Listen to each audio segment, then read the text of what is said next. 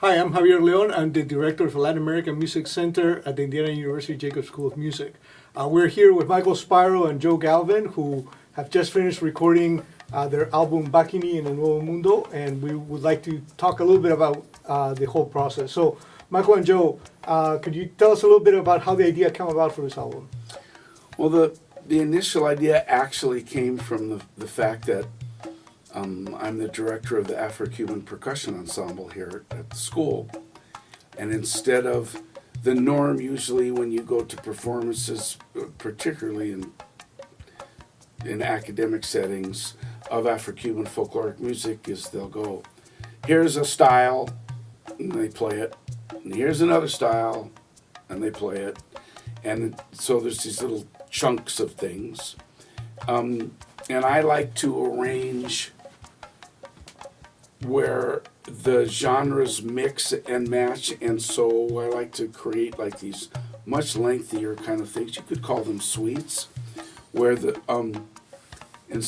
where it becomes, you can pick, for example, one oricha, one Afro-Cuban concept or deity, and create entire pieces of music that are focused around that one thing, but the genres and the styles can mix and match within them. Mm-hmm. And so Joe and I, almost from when I first got here, which is now my 10th year, have done that year after year after, creating all these different suites, if you will. And finally decided that it might be good to document them as actual art rather than the end of a semester performance on the part of some students. So this is an actual artistic project with not only the two of us, but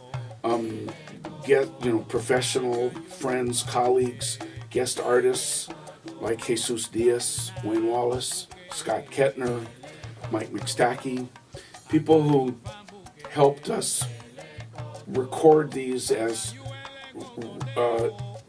art, not just an academic performance at the end of a semester. So we're very proud of the arrangements. I don't know if you could call them compositions or not, but because it's folkloric music at its root, so obviously that we didn't write those songs, but the arrangements are very much our own, and we're really proud of how it came out.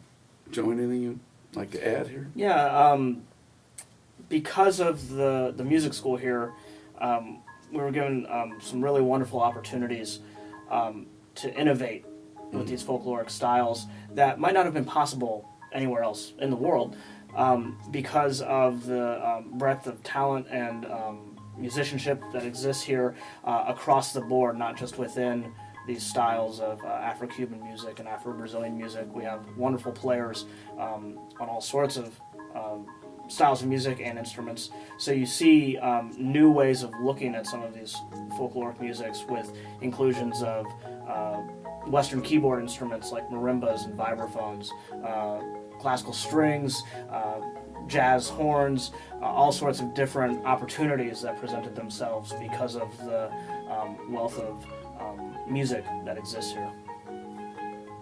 And also, one of the things that I think the album does very effectively is kind of focus on particular kind of connecting threads between different kind of African diasporic traditions. And in that way, I think this echoes back to another project of yours, Bataketu, and I was wondering if you could talk a little bit about how you see the connections between the two projects. I sort of feel that that's my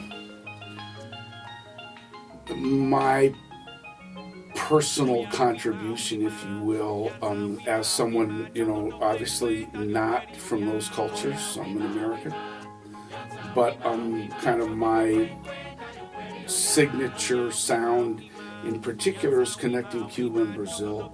The African diaspora, the musics from Africa in those two places took obviously different routes, but the commonalities between them is very strong. And I've spent pretty much my adult life exploring that, demonstrating that, looking at particularly candomblé and Lukumi music, Lukumi from Cuba and Candomblé from Brazil, but even popular musics of the two countries, and combining them and showing how there's all kinds of original music that can be created out of two folkloric genres, if you will. And so Bataquito, which I did with my musical partner Mark Lamson quite some time ago now, over 20 years ago, this was an opportunity to sort of revisit that. And then even further, because Joe is such a great steel pan player, on one of our pieces, Maracambique, which is combining maracatu from Brazil and Mozambique from Cuba, but then add to that the steel pan from Trinidad, and really do an homage, if you will, to the music of Carnaval of the Americas. So in one song you can hear Brazil, Cuba, and Trinidad all together, and that's kind of my signature way of how I hear music and how I record it, and I appreciate you A, noticing, and then B, asking me to talk about it, because I think it's the one thing that I can say, yeah, that's my contribution to all of these musics. Joseph?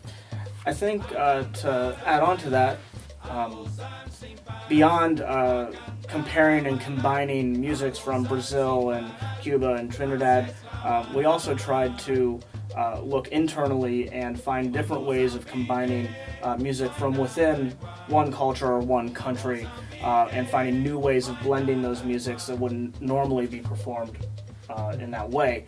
So we might take Cuban music in general, but looking at Bantu songs and then putting those on flute and vibraphone and bass while that's being played over bata drums from the Lukumi tradition, or taking different forms of arara songs originally from Dahomey in the Benin area that came to Cuba, and combining those in new ways and layering them over both Brazilian percussion and Lukumi music from Cuba and other things like that, and finding just new ways to combine percussion, layer songs, to always keep interest moving in these suites. Yeah, I think that, for example, if you bought a record of Afro-Cuban folkloric music, it might be all rumba, or it might be all bembe, or all bata, because that's what that group would do.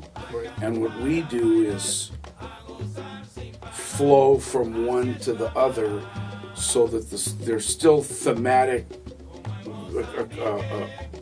a clear theme of each piece, but instead of stopping and starting as each genre changes, we mix and combine and flow from one to the other.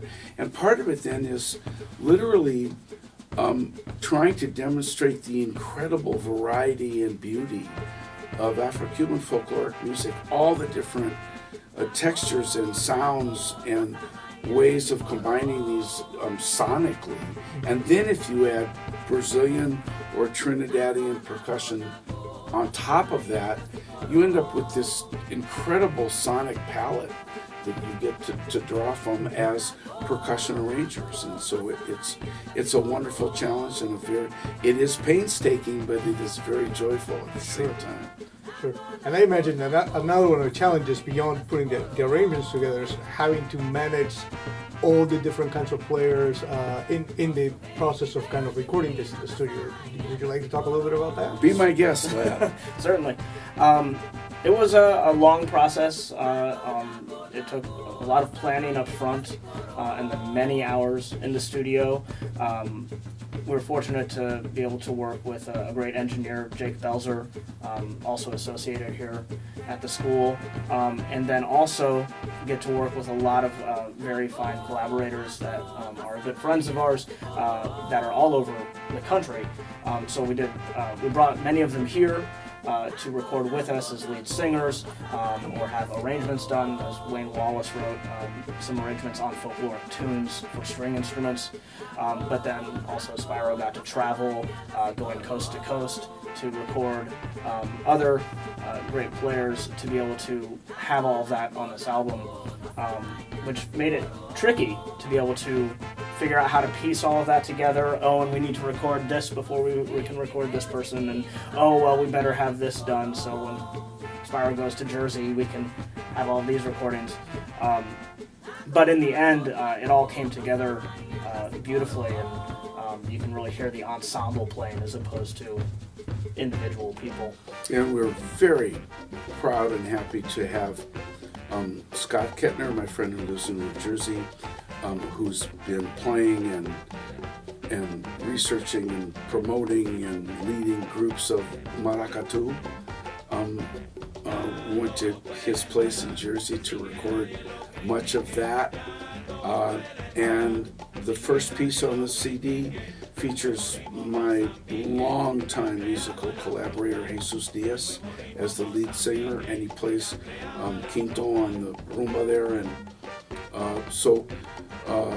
Mike McStackey, who sings the last piece on the album, we brought people in and we went to them, and as Joe said, the puzzle of what gets recorded first in order to, it was quite a jigsaw puzzle, but I think we're very proud of the fact that at the end it sounds like an ensemble. It doesn't sound like a sort of one after the other. And Jake has a lot to do with that as the engineer. Absolutely. So we're really happy with the way it came out. And maybe just one last question. So, for somebody who is new to all of these different kinds of music, who kind of comes across the album, what are you hoping they will get out of this album, this kind of listening experience? One of the key concepts that we really tried to focus on when we made these arrangements was the idea of motive.